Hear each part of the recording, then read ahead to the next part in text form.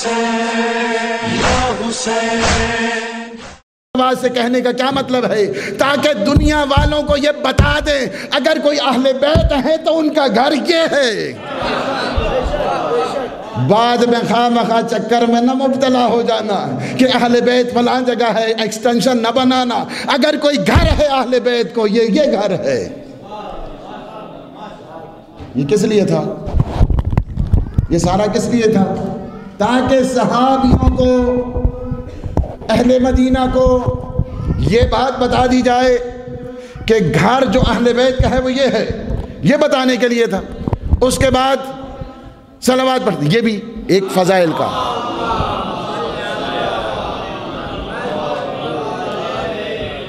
دوسرا ہے، یہ دوسرے بتانے کے لیے میں یہ نہیں کہتا ہوں، میں ایک اور اینگل سے سوچتا ہوں۔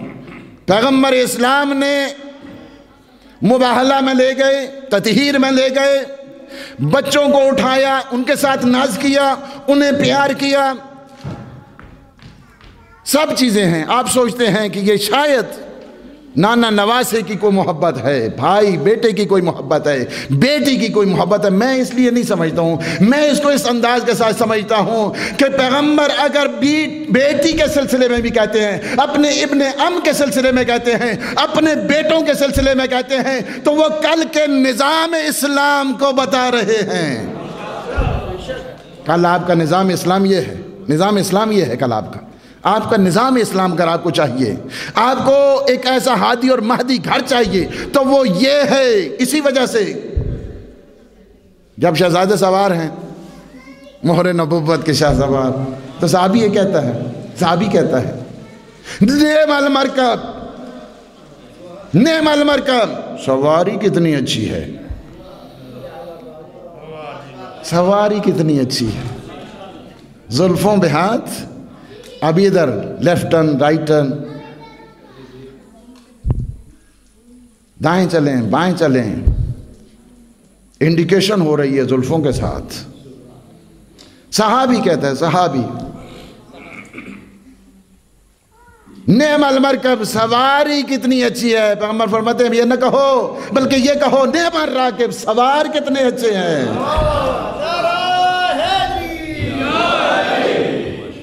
سب سے پہلی اسی وجہ سے پیغمبر اسلام نے انٹروڈیوس کیا، صحابیوں کو بتایا۔ یہ میں ایک روایت ہے، میں نے خود بھی اسی کتاب میں جو ابھی میں نے بتائی اپنی مولا اور آقا کی زیارت جامع میں جو ہماری شرح آئی ہے، اسی میں یہ میں نے ایک روایت نقل کی ہے۔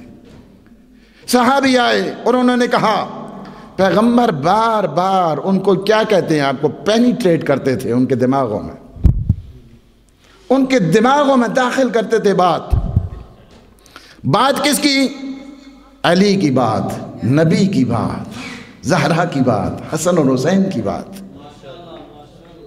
میں نے پہلے ہی بتایا یہ بیٹوں کے عنوان سے نہیں ہم مانتے کسی کو، بیٹی کے عنوان سے بھی ہم کسی کو نہیں مانتے ہیں، ابن عم ہونے کے حساب سے نہیں مانتے ہیں، ہم مانتے ہیں خدا کے فرمان کے تحت، مصطفیٰ کے فرمان کے تحت۔ اس وجہ سے ہم مسلمان ہیں، چونکہ انہوں نے یہ کہا ہے، ہم اس لیے مانتے ہیں۔ سارے صحابی، یہ میں روایت وہاں سے کوٹ کر رہا ہوں، سارے صحابی آتے ہیں پیغمبر اسلام کے پاس اور آ کر کہتے ہیں یا رسول اللہ اگر آپ چلے گئے تو ہمیں کیا کرنا چاہیے؟ نظام کو ہمیشہ بتاتے تھے، نظام کو بتاتے تھے، ہم کیا کریں اگر یہاں چلے گئے آپ تو ہمیں کیا کرنا چاہیے؟ آپ تو اللہ کی وہ جو صفات ہے آدم سے لے کر عیسیٰ ابن مریم تک آپ میں ہیں، آپ جلال خدا ہیں، جمال خدا ہیں، تو کیا اسی طرح پیچھے کیا بنے گا ہمارا؟ پیچھے کیا ہوگا؟ فرمایا تمہیں گھبرانے کی کیا ضرورت ہے، میں تمہیں ایک در بتائے دیتا ہوں، من اراد ان ينظر آدم فی علمہ وإلی نوح فی حلمہ وإلی موسیٰ فی حیبتہ وإلی عیسیٰ فی حکمتہ وإلی ابراہیم فی خلتہ فلینظر الی وجہ علی ابن ابی طالب۔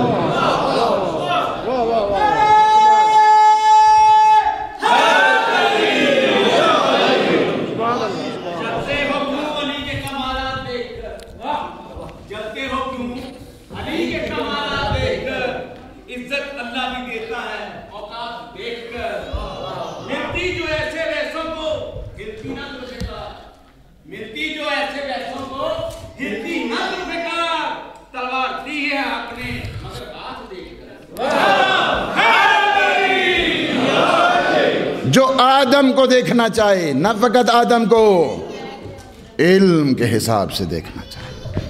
आदम को भी देखना, इल्म को भी देखना, दोनों चीज़ें उस वक्त एट ए टाइम अगर किसी हस्ती में आपको मिलनी है।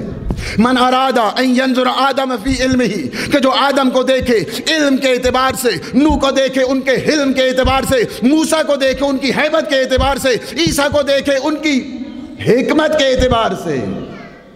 सारी दो दो सिफतें बताई, दो दो सिफतें, खुसूसियात और वो एट्रीब्यूट्स हैं और वो सिफात हैं जो हर ज़माने के शाहकार को अल्लाह ने अता की हैं। आदम को इल्म से, नूह को हिल्म से, मूसा को हैबत से, ईसा को हिकमत से, इब्राहीम को खुल्लत से। फल यंजुर इला वजह अली इब्न अबी तालिब, तो उसे चाहिए कि मेरे भाई अली वली के चेहरे की तरफ निगाह करे, उसे सारी ज़ियारतें मिल जाएंगी। फ़इन्न फ़ीहि, हदीस कंटिन्यू है, फ़इन्न फ़ीहि तिस्अतुन व तिस्ईन खसलतुन मिन खिसालिल अंबिया। मेरे भाई में अल्लाह ने वो जो 99 सिफात अल्लाह की बिखर बिखर के आई हैं, मेरे अली में सिमट सिमट के आई हैं। अब एक जुमला कह दूं, अगर वो 99 सिफात उन्हें बखेरो तो नबी बनते हैं, समेटो तो अली बनते हैं। कली कली अली अली नगर नगर गली गली अली अली अली अली नारा हैदरी या अली या अली या अली हक है।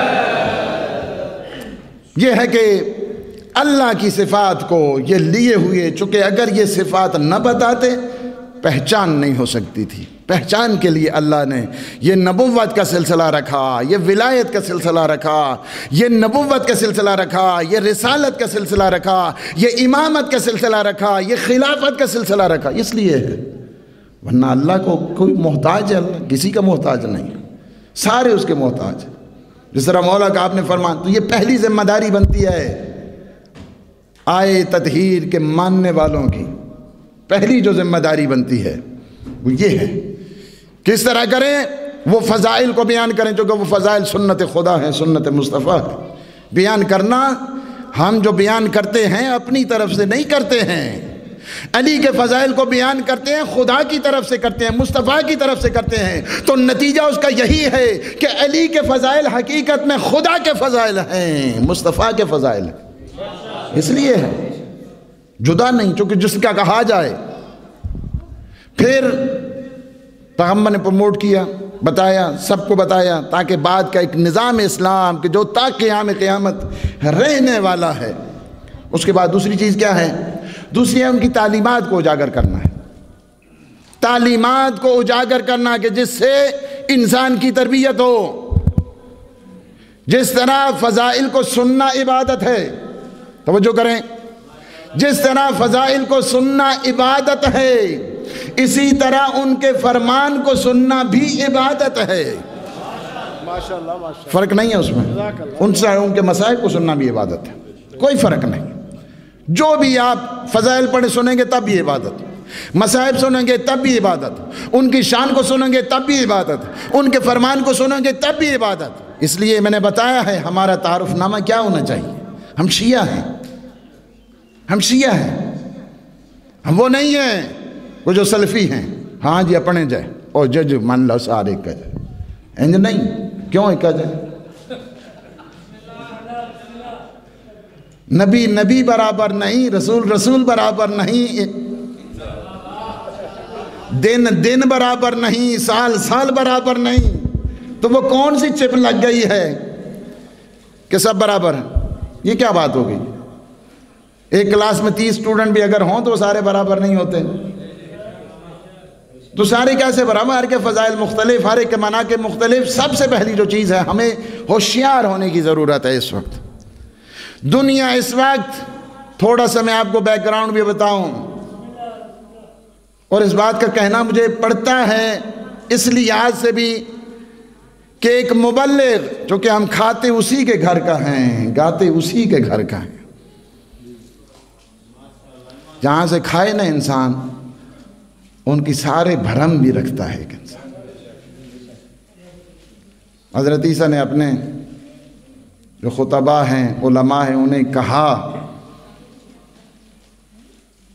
اے دانشورو، جو دین کے نام پہ تمہاری ساری اوقات ہے، اس وجہ سے تمہیں خیال رکھنا چاہیے دین کے متعلق کام کرنا ہے، دین کے متعلق کہنا ہے۔ دوسری جو ذمہ داری ہماری بنتی ہے اس سلسلے میں آپ کو بتا دیں کہ ان کی جتنی تعلیمات ہیں ان کو اجاگر کرنا ہے، بتانا ہے، ٹیچرز کو بتائیں ہم نہج البلاغہ والے ہیں، بتائیں ہم صحیفہ سجادیہ والے ہیں، بتائیں ہم دعائے کمیل والے ہیں، بتائیں ہم امام حسن کو ماننے والے ہیں، امام علی کو ماننے والے ہیں، امام صاحب العصر کو ماننے والے ہیں، بتائیں انہیں۔ دوسری ذمہ داری ہے، چونکہ دنیا غافل ہے مکتب تشیع سے، انہیں خبر نہیں ہے اتنے بڑے بڑے خزانے ان کے پاس پڑے۔ تیسری ذمہ داری کہ جو ہمارے ائمہ علیہ السلام نے بتائی ہے اور ہے بہت کریٹیکل ہے۔ ہر امام کے مقابلے میں لوگ آتے رہے، آپ سیرت کا مطالعہ کریں، سیر کا مطالعہ کریں، تواریخ کا مطالعہ کریں۔ امام علی ہیں تو ان کے مقابلے میں خوارج آ گئے، آئے تھے یا نہیں آئے تھے؟ یہ خارجی کتوں نکلے نفر اتوں نکلے سارے جنگ صفین تو خارجی آئے تھے، اور امام کیا فرماتے تھے انہیں؟ اپنے بچوں کو ان سے بچاؤ، اپنے جوانوں کو ان سے بچاؤ۔ امام فرماتے تھے بچاؤ انہیں خوارجیوں سے۔ اس وجہ سے خارجی کون ہے؟ جو امام کے مقابل میں آ جائے۔ خارجیوں کا نظریہ، ایک نظریہ میں آپ کو بتا دوں، ان کے نزدیک امر بالمعروف واجب، اور جو بھی ہے اسے چاہیے امر بالمعروف کرے۔ ایک اگر کسی نے گناہ کبیرہ کیا تو اس کا قتل کرنا واجب۔ یہ ہیں خارجیوں کا نظریہ۔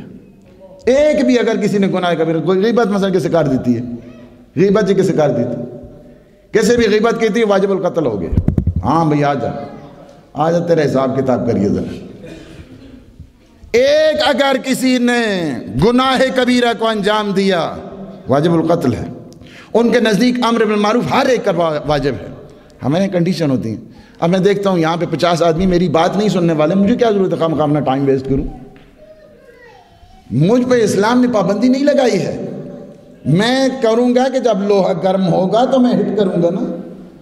اتنے ٹھنڈے ہو چکے ہیں کہ متوکل عباسی، یہ جس نے اس کے بعد ہل چلانے کے بعد اس نے پانی چھوڑا تھا کربلا کی شہداء کی ان قبروں کو مٹانے کے لیے، اور جس جگہ، ایک جگہ ایسی ہے کہ جہاں پہ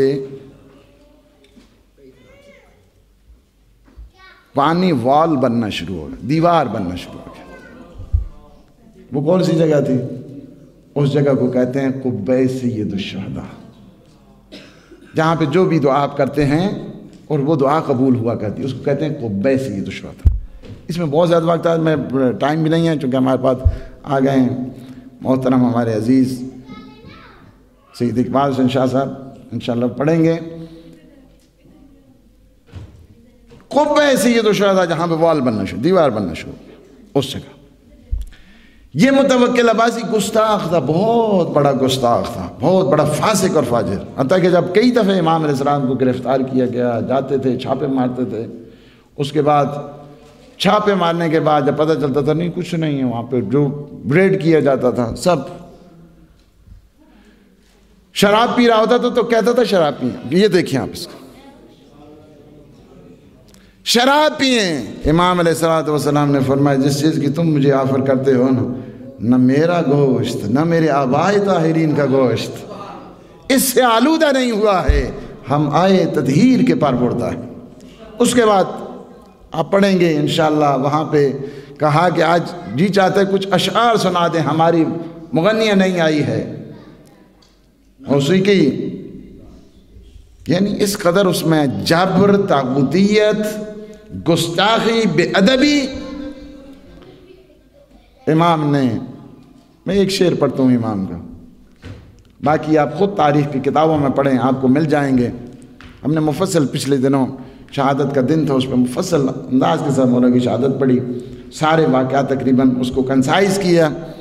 ایک شعر جو یہاں پہ میں آپ کو بتاتا ہوں وہ یہ ہے کہ امام علیہ السلام نے فرصت لی اس سے، جب سارے شرابی بیٹھے تھے، شرابی سارے بیٹھے ہیں، ان کے سامنے امام نے ایک شعر پڑھا، باتوا علی القلل الاجبال تحرسهم غلب الرجال فلا تنفعهم القلل۔ وہ بڑے بڑے جن کے نگہبان ہوتے تھے، بڑے بڑے پاسدار ہوتے تھے، بڑے بڑے محافظ ہوا کرتے تھے، بڑی بڑی سیکیورٹی ہوا کرتی تھی، پہاڑوں کی چوٹیوں پہ رہنے والے ہوتے تھے، آخر میں ایک دفعہ موت نے انہیں دبوچ لیا اور وہ آئے قبروں کی تاریکیوں میں پڑ گئے۔ بالآخر قبر کی تاریکیوں میں انہیں سانپوں نے، بچھوؤں نے کاٹا اور ان کے گوشت کو وہاں سے چھین لیا۔ پوچھا گیا قبر نے، فناداہم صارخن، تو قبر سے جو آواز آئی اس وجہ سے کہ وہ وہاں پہ یہ مظلوموں کے خون کو چوسا کرتے تھے، اس وجہ سے آج ان کی یہ حالت ہو گئی۔ کہتے ہیں اس کی حالت یہ تھی کہ اس نے سارا منظر، سارے شرابی اپنے جو جام ہیں شراب کے دیوار پہ مار رہے ہیں، اور اس کے بعد کہتے ہیں کہ آپ چلے جائیے، آپ نے ہماری محفل خراب کر دی۔ لوگوں کا رجوع، لوگوں کا ہمیشہ، ہمارا کوئی امام ایسا نہیں کہ جا وہ قتل جفا سے یا زہر جفا سے شہید نہ ہوا۔ امام علیہ السلام کا بھی یہی تھا۔ رجب کا مہینہ، تیسری رجب تھی، اس وقت کیا ہوا، معتمد عباسی اس نے امام علیہ السلام کو زہر دلایا۔ کوئی رشتہ دار پاس نہیں، کوئی عزیز پاس نہیں، 11ویں امام موجود ہیں وہاں پہ۔ کبھی اسی وجہ سے کہتے ہیں جب انسان کو زہر ملتا ہے پیاس زیادہ لگتی ہے، انسان زیادہ پریشان ہوتا ہے، بیٹیاں نہیں، بیٹے نہیں، عزیز نہیں، رشتہ دار نہیں، وطن سے دور۔ میرے آقا امام حسن عسکری نے اپنے بابا کے سر کو اپنی آغوش میں لیا، ناز کیا، اس کے بعد تاریخ کہتی ہے بڑا اچھے انداز کے ساتھ امام کی تشییع جنازہ ہوئی۔ میں یہ کہوں گا مولا آپ پھر بھی خوش قسمت ہیں، آپ کا جنازہ پڑھنے والا موجود تھا، لیکن آئین آپ اپنے جد کو دیکھے، 3 دن کے تشنہ پیاسا کربلا کے لگو دگ صحرا میں، آئے قبیلے بنی اسد والے ہیں، پریشان ہیں، کس طرح ان کو دفنائیں؟ ہاں انہیں خبر نہیں ہو رہی۔ کیوں؟ کس طرح پتہ چلتا ہے؟ لاش کا پتہ سر سے چلا کرتا ہے، جب سر نہیں لاشوں کی خبر کیسے ہو؟ ہائے کہتے ہیں ایسے میں کوفہ کی طرف سے ایک سوار آیا، کہا قبیلہ بنی اسد پریشان نہ ہونا، میں آتا ہوں، میں تمہاری مدد کرتا ہوں۔ ہائے آتے ہیں ایسے میں کیا ہوا، کڑیاں کھلی، بیڑیاں کھلی، گلے کا دو گدرا کا، آ جاؤ میں تمہیں بتاتا ہوں، یہ بریر حمدانی کا لاشا ہے، یہ مسلم ابن حسجہ کا لاشا ہے۔ ایسے میں جاتے ہیں، ایک دفعہ اپنا ہاتھ اپنے سینے پہ رکھ لیتے ہیں، ہاں ایک دفعہ چیخ بلند ہوتی ہے، قبیلہ بنی اسد والے کہتے ہیں کیا ہوا؟ کہا یہ ہم شکل پیغمبر کی لاش ہے، آ جاؤ اٹھا لو۔ اس کے بعد امام کی لاش، ایسے میں دیکھا ایک ایسی جگہ تھی کہ جہاں پہ پتھر پڑے ہیں، نیزے پڑے ہیں، ہاں ایک دفعہ امام کی چیخ بلند ہوئی، فریاد کر کے غش کھا گئے۔ جب ہوش آیا نا اس کے بعد کہا آنے والے اتنا بتا دے آپ کون ہے؟ کہا میں ان کا بیٹا ہوں، میں ان کا بیٹا ہوں کہ جنہیں 3 دن کا پیاسا شہید کر دیا گیا۔ اس کے بعد جب جانے لگے نا فرمایا نہیں، ابھی ایک چٹائی منگوائی اور فرمایا فرات کے کنارے جانا ہے، میرے چچا عباس کی لاش وہاں پہ، میرے چچا عباس کی لاش وہاں پہ۔ کہتے ہیں جب لاش کو اٹھا کے لایا گیا، اس کے بعد امام نے فرمایا قبیلے بنی اسد کے جوانوں سے، ان کے مردوں سے، ان کے عورتوں سے فرمایا قبر میں اترے، اس کے بعد فرمایا جب تک میں نہ بلاؤں اس وقت تک نہیں آنا. کہتے ہیں کافی دیر گزر گئی، امام باہر نہ نکلے. ایسے میں قبیلے بنی اسد کا سردار کہتا ہے میں گیا قریب، قبر کے قریب جا کر میں نے کیا دیکھا کہ امام کا ماتھا، امام کا سر اپنے چچا کے سینے پر ہے اور کہہ رہے ہیں او میرے غیور چچا آپ تو آرام سے سو رہے ہیں، آئین اپنے بہنوں کی حالت دیکھے، ان کے سروں پہ چادریں. اللہ لعنت اللہ علی القوم الظالمین.